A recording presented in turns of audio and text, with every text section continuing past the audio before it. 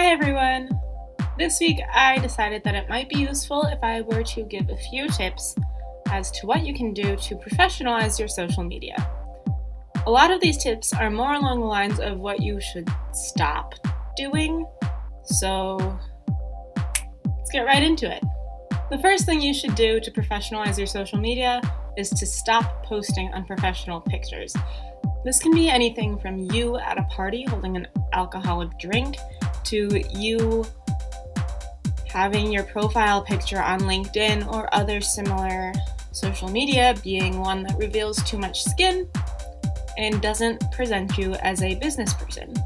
And the trick with all of this, no matter what your business is you want to look professional, which means that even if full picture, you look really nice and it's dress and you look great, it doesn't necessarily mean you look professional.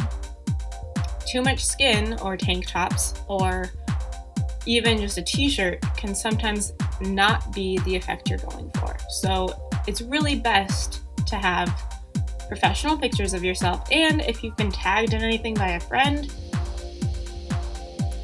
just untag yourself. It's really easy to at least have those pictures not come up when an employer searches your name. Next, it would really benefit you if you would stop complaining on social media.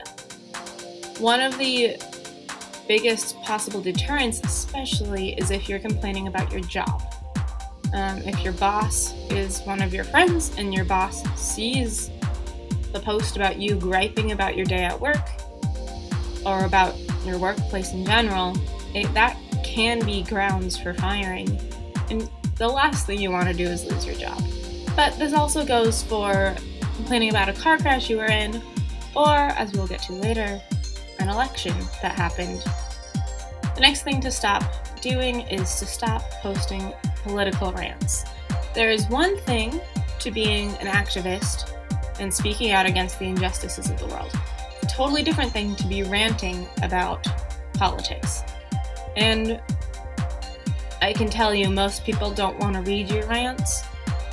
And the more pleasant you are on social media, the more pleasant people will expect you to be in real life. And you want to convince people that who you are on the internet is who you are in real life. And if that's the case, then they'll know if they want to hire you or not. But if your political views don't match up with the place that you're trying to get hired, they're not going to hire you, and it's possible that they're not going to hire you because of a political rant that you put on social media. So do yourself a favor and stop posting those things and possibly take them down. There's enough negativity on the internet anyway. We don't need more rants adding to the mess. Lastly, and this is mostly because it's annoying and as much as people care, they really don't care, stop posting those romantic posts about your significant other. Like, a cute picture every once in a while is like, that's good, that's part of your life. I am a total fan and an advocate for posting pictures of yourself on a cute date with your significant other.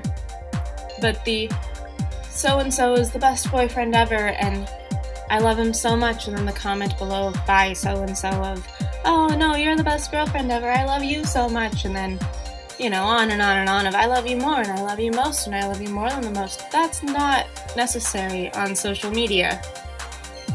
Text each other, call each other, I don't know, see each other in person. You really don't need to do that on social media. It will annoy the people who follow you, including your boss, potentially. And it makes you sound like a middle schooler having a crush. I don't want to hire a middle schooler for a job. Do you? So that's it for the things that you should stop doing. But on the contrary, what you should be doing, something that would really professionalize your social media and make you sound not only like you know what you're talking about, but also that you're really interested in what you're doing and you are trying to find your dream job, is to talk about the industry that you want to be in. So for me, that means that I talk about books and writing and publishing. For others, that could be talking about film or photography.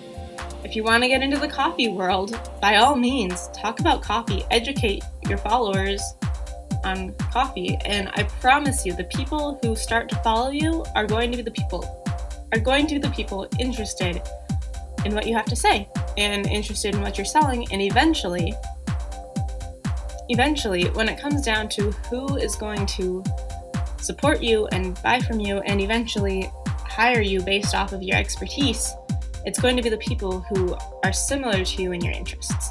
I hope these tips help you in your quest to professionalize your social media. If you want more tips like this, let me know down in the comments. And if you want more insight into how I do what I do and why I do what I do, consider supporting me on Patreon for as little as $3 a month. There's a link down below. Want to learn more about the writing world? Go ahead and follow me on Twitter as well. It's down there as well. Until then, I'll see you next time. Bye. Oh, don't forget, go ahead and give this video a like and share it with your friends, and then subscribe to the channel and make sure that the notifications bell is on so that you don't miss a thing.